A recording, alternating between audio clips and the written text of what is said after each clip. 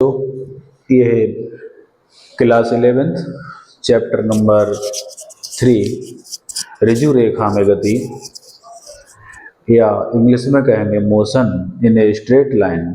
जैसे सीधी पटरी पर चलती ट्रेन की गति, या बॉल को हम गिरा दें तो बॉल सीधी नीचे जाएगी, उसकी गति। इस तरह के प्रॉब्लम्स को हम इस चैप्टर में पढ़ेंगे। उसे पढ़ने से पहले कुछ छोटी छोटी बातें हैं, जरा उनको सीखना चाहेंगे।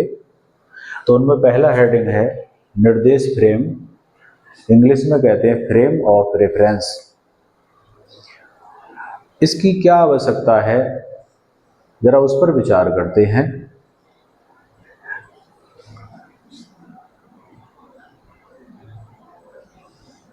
ये हमारी एक्स एक्सिस है, ये वाई एक्सिस है, ये ओरिजिन पॉइंट है।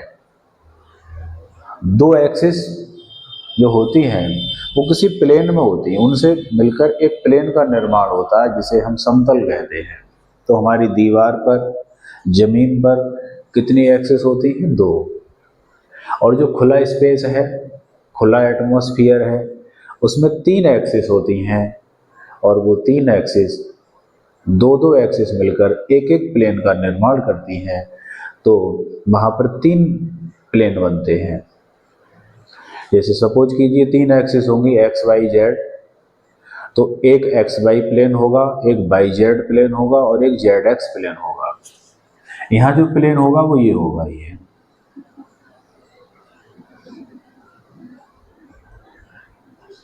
निर्देश फ्रेम को समझने के लिए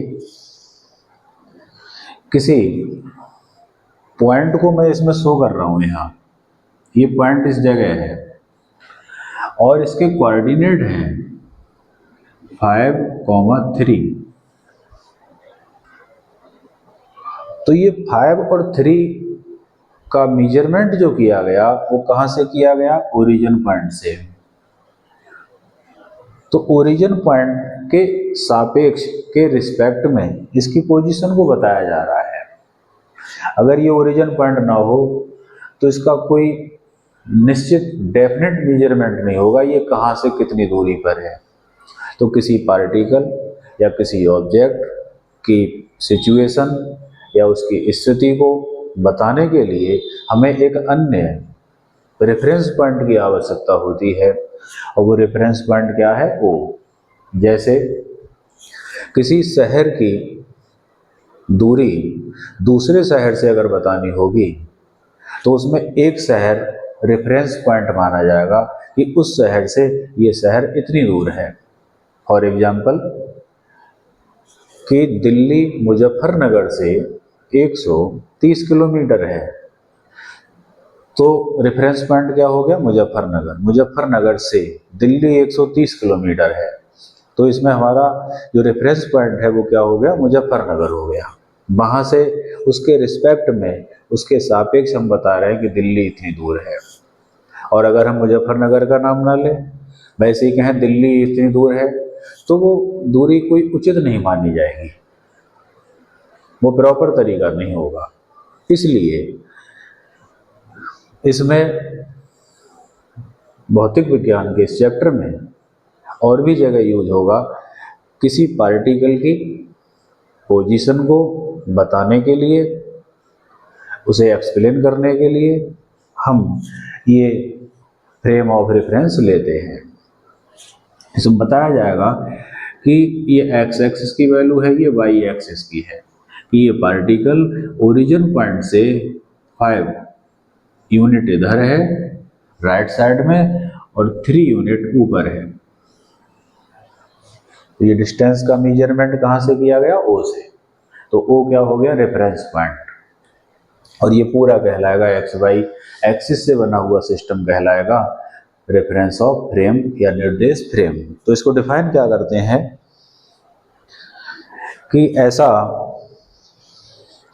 निर्देशांक निकाय, ऐसा कोऑर्डिनेट सिस्टम जिसमें हम किसी पार्टिकल की स्थिति और दिशा को रिप्रेजेंट करते हैं, उस सिस्टम को कहते हैं निर्देश फ्रेम जैसे हमारा एक्स वाई जेड एक्सिस से बना हुआ सिस्टम।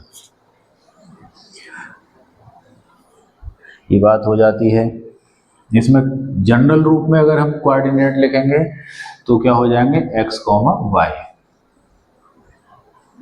ये एक्स डिस्टेंस हो जाएगी और ये वाई हो जाएगी।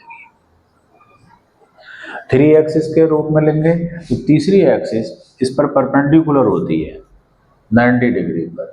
अब यहाँ फ्री स्पेस में हम परपेंडिकुलर ड्रॉ नहीं कर सकते, तो बोर्ड पर ही दिखाएंगे, वो इधर आ जाएगी जेड एक्सिस। तो तीनों एक्सिस के फॉर्म में अगर हम इसको रिप्रेजेंट करें पॉइंट पी को, तो इसके कोऑर्डिनेट हो जाएंगे X comma Y comma Z. तो इसका क्या इंपॉर्टेंस है, एक सेंटेंस में दोबारा से सुने। इस एक्सिस के समूह को हम क्या कहेंगे, निर्देश फ्रेम या फ्रेम ऑफ रेफरेंस। इसका यूज क्या है, इसके द्वारा हम किसी पार्टिकल, किसी कण की स्थिति और उसकी डायरेक्शन को व्यक्त करते हैं, बताते हैं।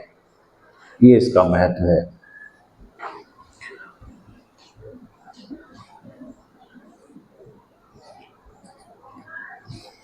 एक इसमें आगे चलकर न्यूमेरिकल में या डेरिवेशन में आती है बिंदु वस्तु, पॉइंट ऑब्जेक्ट।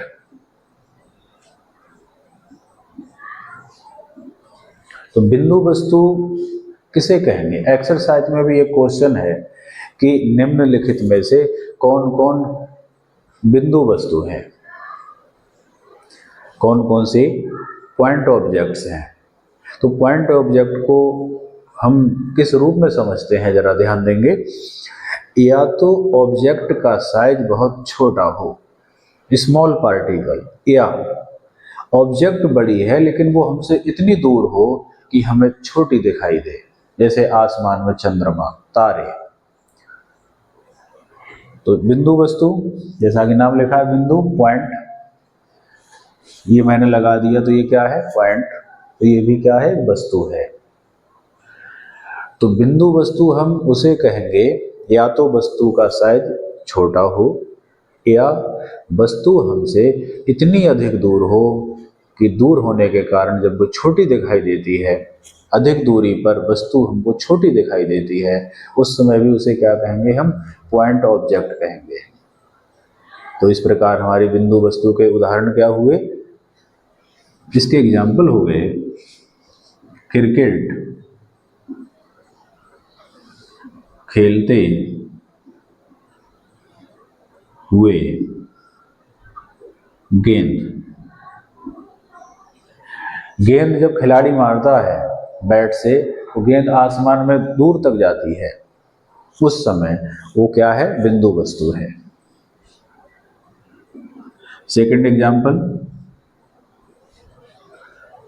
चंद्रमा आकार में काफी बड़ा है, लेकिन पृथ्वी से जब हम देखते हैं तो दूरी अधिक होने के कारण हमें छोटा दिखाई देता है।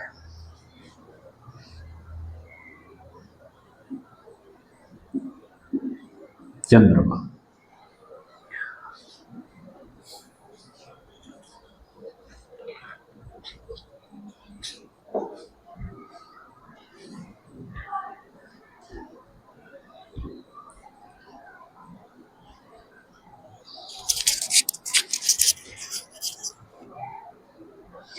आइए बच्चों विचार करते हैं गति पर। गति की इंग्लिश क्या है, मोशन। मोशन। मैं जहां खड़ा हूं ये मेरी पोजीशन है, इनिशियल पोजीशन है, और अगर मैं यहां से कुछ चलकर आगे जाऊं, यहां आके खड़ा हो गया, तो ये मेरी फाइनल पोजीशन है। तो जब ऑब्जेक्ट अपनी पोजीशन चेंज करती है, एक जगह से दूसरी जगह आती है, उसी को क्या कहते हैं, गति कहते हैं। यहाँ पर कोई एक गाड़ी खड़ी है,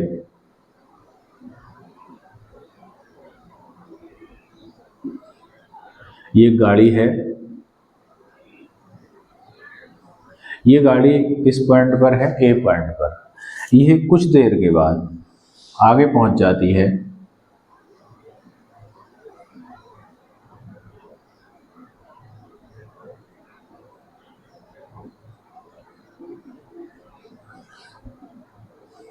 तो इस गाड़ी की स्थिति चेंज हो गई।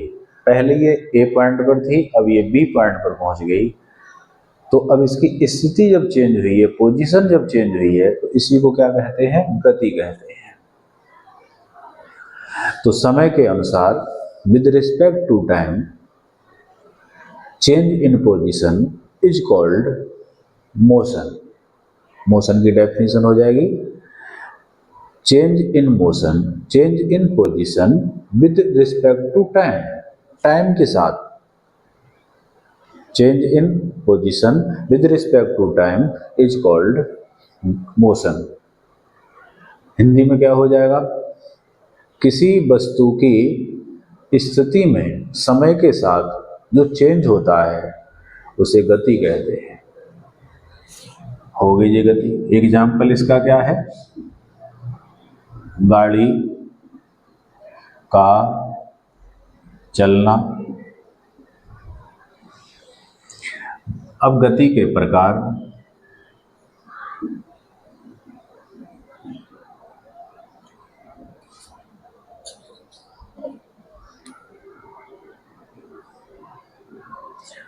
गति के प्रकार नंबर एक विमीय गति, इसे इंग्लिश में कहते हैं वन डायमेंशनल मोशन।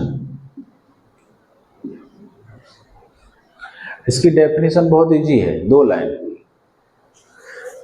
जब कोई पार्टिकल या कोई ऑब्जेक्ट एक एक्सिस के अलोंग गति करता है, एक ही अक्ष की दिशा में गति करता है, तो उस गति को एक विमीय गति कहते हैं। बच्चे ने पूछा जी इसका एग्जाम्पल क्या होगा, हमारे लिए बताओ, समझ में नहीं आया तो एग्जाम्पल देंगे हम। कहीं छत पर रस्सी बंधी हुई है, एक रस्सी बंध रही है, उस पर एक कोई कीड़ा है, वो चल रहा है, तो उसकी जो गति होगी वो क्या होगी, एक विमीय गति होगी। एक एग्जाम्पल और, बॉल को यदि मैं ऊपर से गिरा दूं तो बॉल सीधी नीचे जाएगी, एक ही एक्स की डायरेक्शन में चल रही है, तो ये भी क्या है, एक विमीय गति है। गेंद का नीचे की ओर गिरना।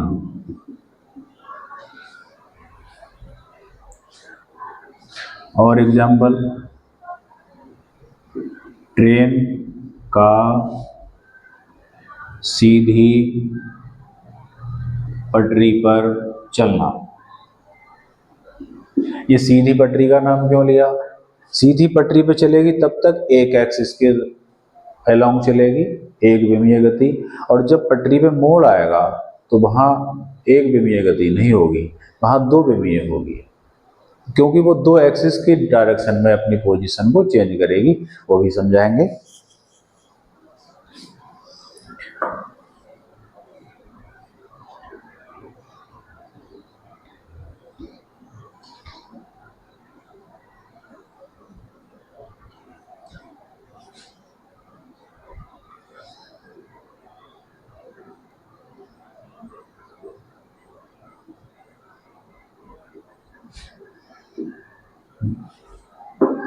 इसकी इंग्लिश हो जाएगी 2 डायमेंशनल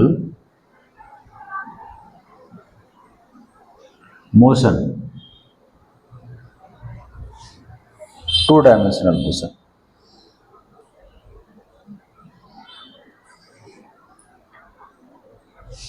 यहाँ DIMENSIONL 2 डायमेंशनल मोशन। तो जब कोई पार्टिकल या कोई ऑब्जेक्ट, कोई कण या कोई वस्तु दो अक्षों के बीच गति करती है, दोनों एक्सिस के अलोंग अपनी पोजीशन को बदलती है, तो उस गति को कहते हैं द्विविमीय गति, 2 डायमेंशनल मोशन। बच्चे ने पूछा जी इसका एग्जाम्पल बताओ, तो इसका एग्जाम्पल हमारा होगा प्रक्षेप गति। दूसरा एग्जाम्पल होगा सड़क के मोड़ पर गति, ट्रेन का जो ट्रैक जहां मोड़ आएगा, टर्न आएगा, वहां की गति। सड़क के मोड़ पर गति। फिर पूछा जी इसे समझाओ, समझ में नहीं आया ये क्या होता है, कैसे करके यहाँ पर दो अक्षों की दिशा में गति होगी। तो समझिए, प्रक्षेप गति के लिए मैंने डायग्राम बनाया। जब किसी बॉल को हम ऊपर की ओर फेंकते हैं तो बॉल कुछ इस तरह से जाती है,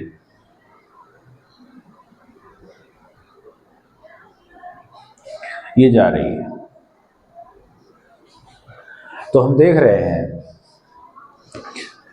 इस पोजीशन से पहले बॉल कहाँ होगी, यहां पर होगी। तो हमने बॉल की 3 पोजीशन दिखाई है, बिल्कुल इनिशियल पोजीशन, सेकंड पोजीशन और थर्ड पोजीशन। यहां देखेंगे तो बॉल एक्स एक्सिस की डायरेक्शन में कितना चली, x1, और इधर कितना चली, y1।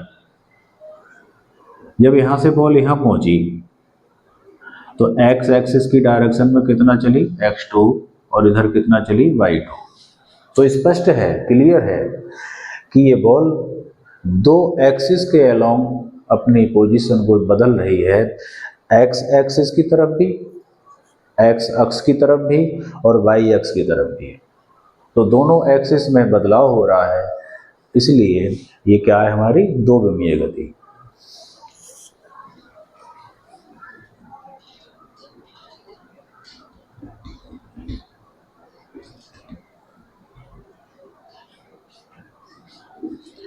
नंबर 3,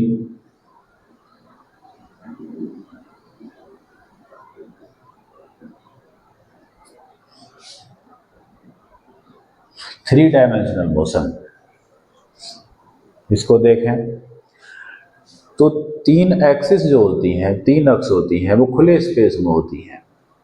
जैसे यहाँ कमरे के बीच में पंखा लटक रहा है, वो किस स्थिति में है, वो 3 एक्सिस की पोजीशन में है।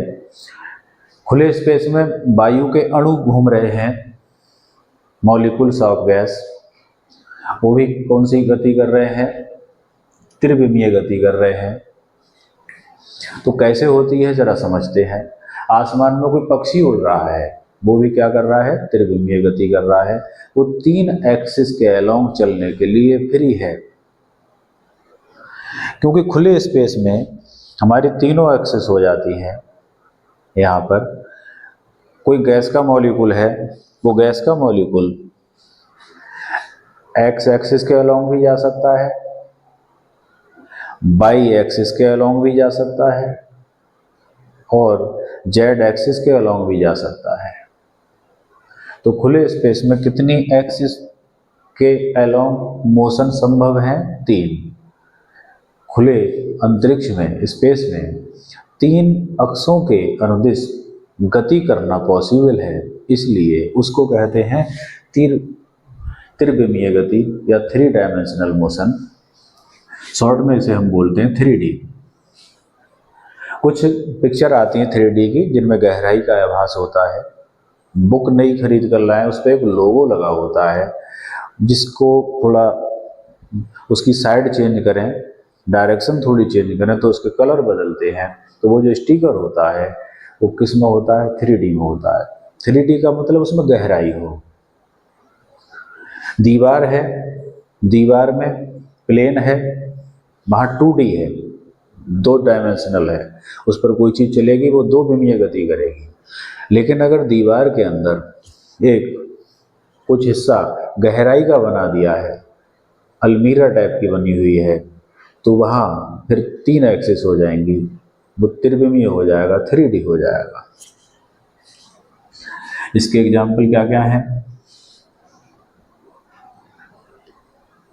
आकाश में उड़ता पक्षी,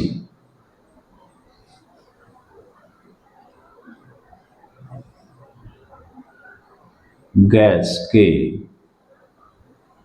अणुओं की गति,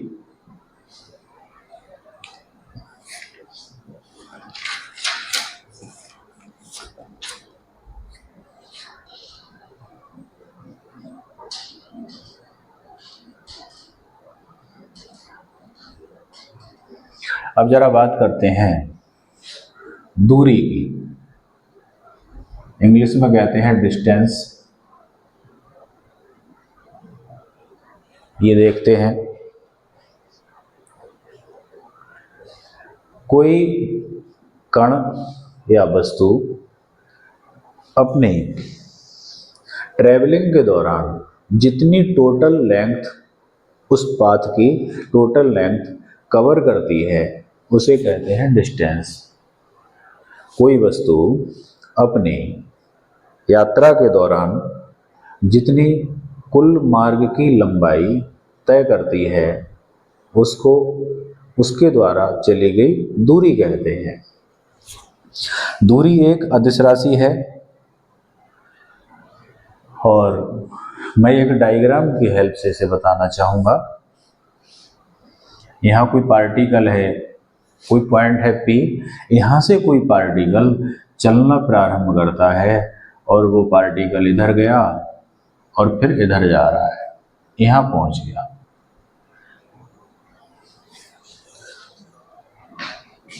एक पार्टिकल है P,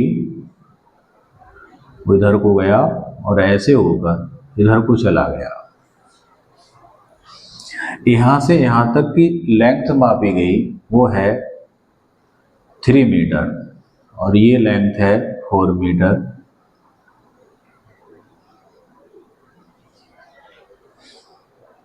इस रास्ते से गया है। पूछा जाए कि ए पार्टिकल द्वारा चली गई डिस्टेंस बताओ, तो हम इसके द्वारा जो भी रास्ता तय किया गया, जो भी पाथ फॉलो किया गया, उसकी लेंथ मेजर करेंगे। तो 3 मीटर 4 मीटर कितना हो गया? 7 मीटर।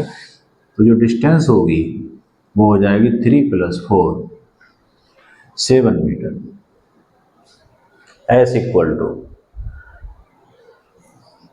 जहां से चला है वो कहलाती है इनिशियल पोजीशन,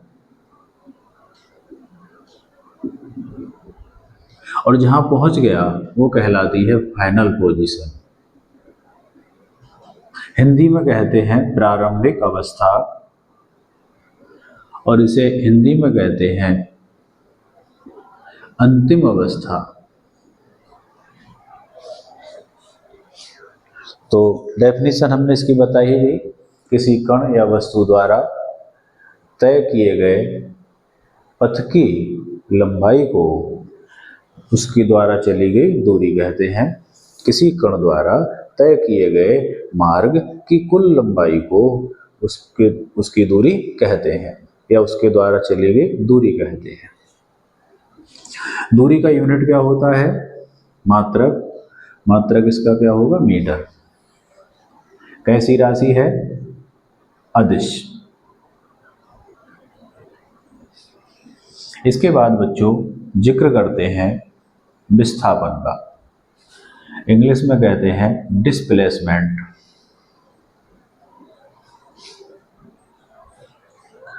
इसी डायग्राम से समझना चाहेंगे विस्थापन।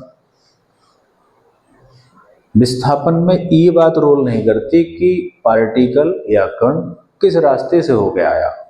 विस्थापन में केवल देखा जाता है उसका पहला पॉइंट और उसका लास्ट का पॉइंट, इनिशियल पोजीशन और फाइनल पोजीशन। तो इनिशियल पोजीशन हमारी ए पर है, फाइनल पोजीशन यहाँ है, बीच की डिस्टेंस है 5 मीटर। तो विस्थापन हो जाएगा ए से बी तक का कितना? 5 मीटर। डेफिनेशन इसकी क्या होती है? किसी पार्टिकल की फाइनल पोजीशन और इनिशियल पोजीशन के बीच की जो लेंथ होती है उसको डिस्प्लेसमेंट कहते हैं। The distance between final position and initial position is called displacement. Hindi में क्या होगा, किसी कण की अंतिम अवस्था और प्रारंभिक अवस्था के बीच की लंबाई को विस्थापन कहते हैं। अब इसमें ये जब पोजीशन देख रहे हैं पहली और लास्ट, तो फिर मान लीजिए यहाँ कोई व्यक्ति खड़ा है, एक व्यक्ति यहाँ खड़ा है, उससे पूछा जाए कि वो किधर है, तो वो ये नहीं कहेगा ऐसे घूम के आया, वो कहेगा वो सामने खड़ा है। तो एक तरीके से हम उसकी डायरेक्शन को इंगित कर रहे हैं, नोटिफाई कर रहे हैं कि वो इधर खड़ा है। तो इसमें डायरेक्शन आ गई। जब उसकी फाइनल पोजीशन की ओर हम देखेंगे हम, तो उसको डायरेक्ट्रेट करेंगे कि वो इधर खड़ा है। तो विस्थापन हमारी कैसी राशि है, सदिश, वेक्टर क्वांटिटी है।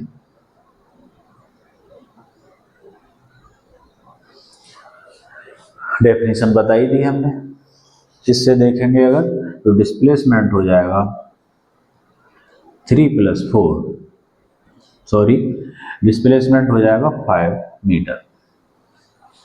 यहाँ ध्यान देने की बात यह है, नोट करने की, कि डिस्प्लेसमेंट हमेशा डिस्टेंस से या तो छोटा होगा या उसके इक्वल होगा।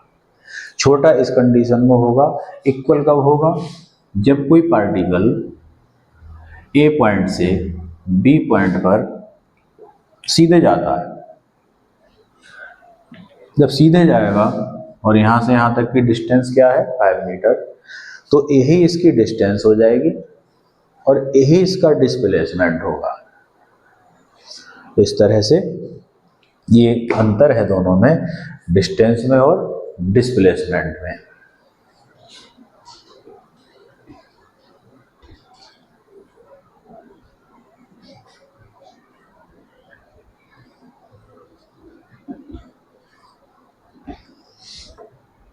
अब हम कुछ प्रॉब्लम्स में डिस्प्लेसमेंट फाइंड करना सिखाएंगे कि वहाँ पर डिस्प्लेसमेंट क्या होगा, कैसे ज्ञात करेंगे। तो एग्जांपल ले रहे हैं, कोई एक सर्कल है,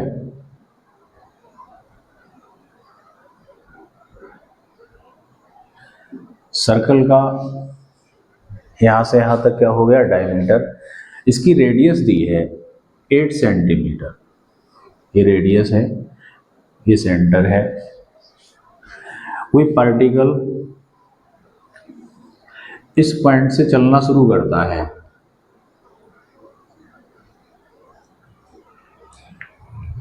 और ये इधर घूमकर क्यू पॉइंट पर आ जाता है और कहा कि इसका डिस्प्लेसमेंट बताओ, विस्थापन बताओ। तो इनिशियल पोजीशन और यह है फाइनल पोजीशन, इनके बीच की डिस्टेंस नापेंगे, पी क्यू, यहाँ से यहाँ तक। तो कितनी हो जाएगी, यहाँ से यहाँ तक 8 है तो पूरी 16 हो जाएगी। तो हम लिखेंगे 2 × 8 = 16 सेंटीमीटर, ये आंसर होगा। ये फर्स्ट पार्ट था। इसी में सेकंड पार्ट, अगर ये पार्टिकल जहां से चला है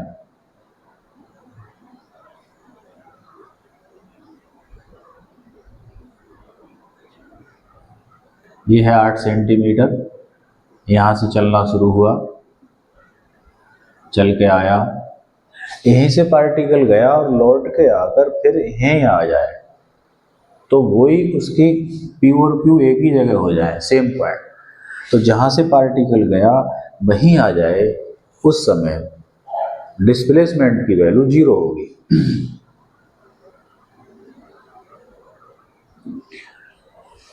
जब दोनों पॉइंट एक ही जगह हो जाएंगे।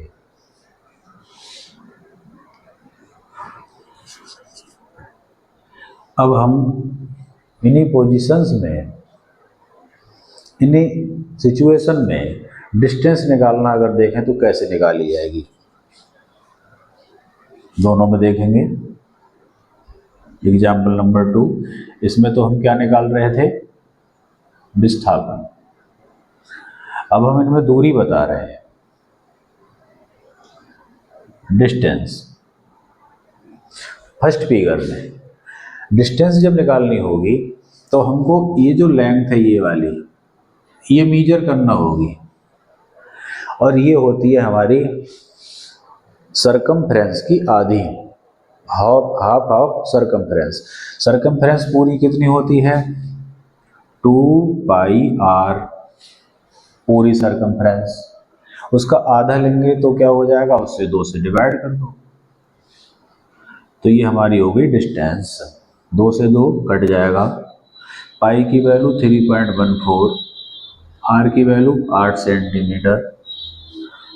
8 से मल्टीप्लाई कर देंगे, 8 चौक 32, 8 एकम 8 और 3 11, 8 तियां 24 और 1 25 सेंटीमीटर। तो यहाँ के यहाँ से यहाँ तक की जो डिस्टेंस है वो ये हो जाएगी।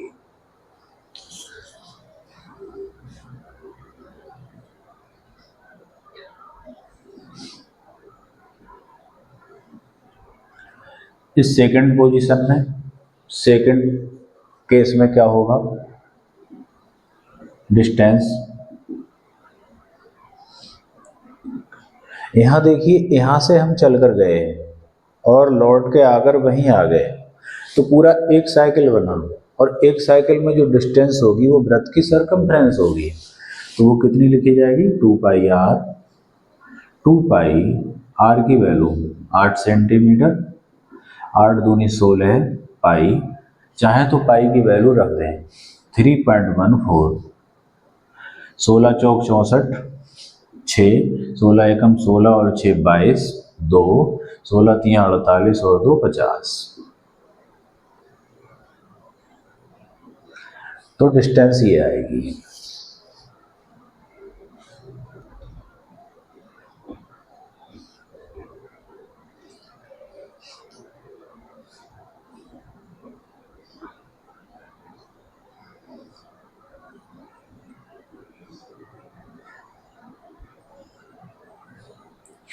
अब गति के ही प्रकार में 2 बातें हम और सीखेंगे।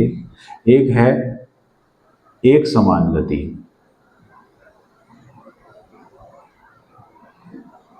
और एक है असमान गति।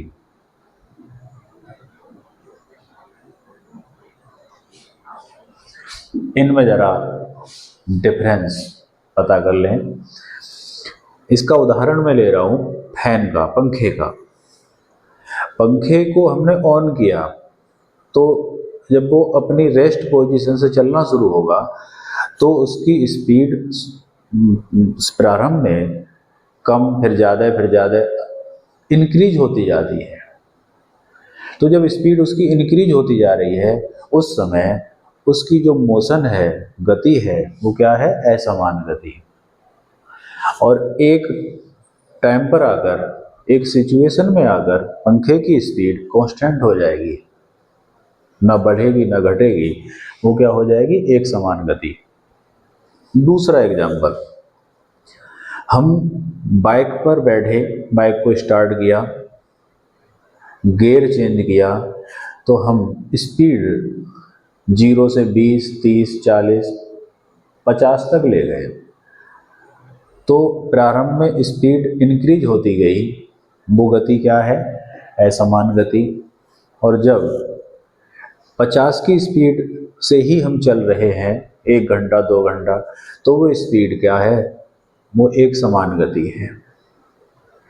तो एक समान गति के उदाहरण हमारे हैं, घड़ी में जो सुई होती है, सेकंड वाली या मिनट वाली या घंटे वाली, वो एक सी स्पीड से चलती है। इसका एग्जाम्पल सबसे अच्छा है घड़ी में सुई की गति। और है एग्जाम्पल चंद्रमा की गति। असमान गति में मौत के कुआं में जो बाइक चलाता है स्टंटमैन, उसकी गति, वो एक्सीलेटर बढ़ाता है, एक्सीलेटर बढ़ाएगा उसकी स्पीड बढ़ती जाएगी, तो वो किस में आएगी? असमान गति में। पंखे को ऑन करते हैं तो उसकी स्पीड शुरू में इंक्रीजिंग कंडीशन में होती है, वो भी क्या में है? असमान गति। मौत के कुएं में बाइक सवार की गति।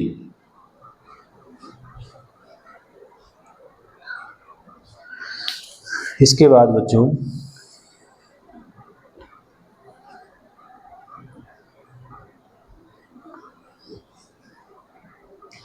हम पढ़ने चलते हैं चाल, इसे इंग्लिश में कहते हैं स्पीड।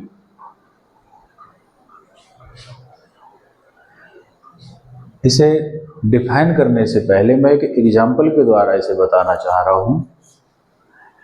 हम साइकिल से जा रहे हैं और हमने घड़ी में टाइम देखा तो 1 घंटे में हम चलते हैं 20 किलोमीटर। हमने देखा कि हम अपने निवास स्थान से कहीं 20 किलोमीटर दूर किसी कस्बे में जाना था, तो हम 1 घंटे में कितना दूर पहुंच गए? 20 किलोमीटर। तो 1 घंटे में जितना चले हम, वो दूरी हमारी क्या कहलाएगी? चाल कहलाएगी। डिफाइन कैसे करेंगे? 1 घंटे को हम एकांक समय भी कह सकते हैं, यूनिट टाइम भी कह सकते हैं, और ये इधर हमारी ये क्या है? दूरी, डिस्टेंस है। तो एकांक समय में कोई वस्तु जितनी दूरी तय करती है उसे उसकी चाल कहते हैं। इंग्लिश में क्या हो जाएगा? Distance travelled in unit time by a body is called speed. Distance traveled in unit time by a body is called speed. Speed को किससे लिखेंगे? v से, दूरी बटे समय। स्पीड equal to distance upon time. Distance को किससे लिखेंगे? s, टाइम को किससे? t से। तो ये फॉर्मूला हो जाएगा, डिस्टेंस का यूनिट क्या है? मीटर, अपॉन को क्या लिखेंगे? पर, और टाइम को सेकंड। अगर किलोमीटर लेंगे तो किलोमीटर के साथ में क्या रहेगा? घंटा रहेगा, तो ये भी यूनिट हो सकता है किलोमीटर पर आवर। तो इसके बाद कहीं दूर कस्बे में जाना है, दूर शहर जाना है, तो हम बाइक से जा रहे हैं, तो हमारी बाइक की स्पीड कहीं भीड़ भाड़ आएगी वहाँ धीरे होगी, कहीं खुली रोड मिल जाएगी तो वहाँ पर तेज हो जाएगी। तो हमारी स्पीड कहीं ज़्यादा रहेगी, कहीं कम रहेगी। तो हम कितनी स्पीड से अपने शहर से दूसरे शहर में गए, उसकी वैल्यू पता लगाने के लिए उसका एवरेज लिया गया। तो एवरेज के लिए हेडिंग डाल रहे हैं औसत चाल। औसत चाल लिखेंगे, या इसी को कहते हैं माध्य चाल, एवरेज स्पीड। ये क्या होती है? औसत लिखेंगे तो या तो बी के ऊपर बार लगाऊं, ए भी लिख सकते हैं, या इसके सफिक्स में ए भी लिखेंगे, average. B average equal to कुल दूरी अपॉन कुल समय।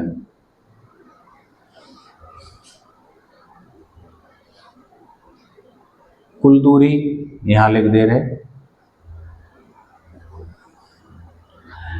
डेल्टा एस अपॉन कुल टाइम डेल्टा टी, और बी एवरेज। तो ये हमारा फॉर्मूला हो गया।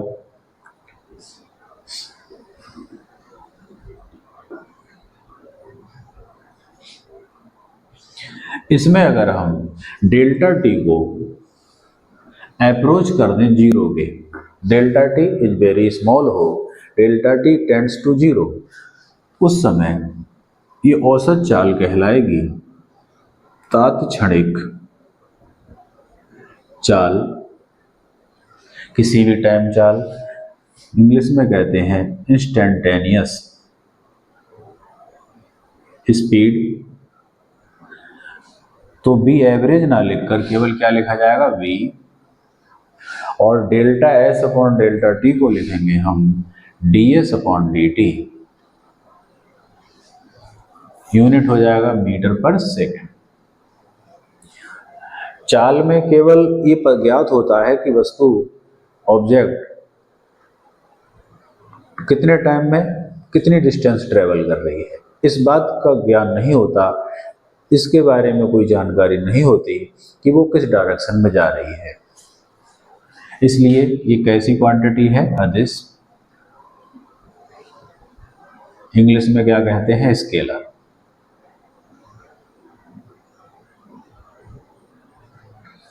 तो बच्चों, आज का काम इतना ही, शेष कार्य अगले वीडियो में बताएंगे। धन्यवाद।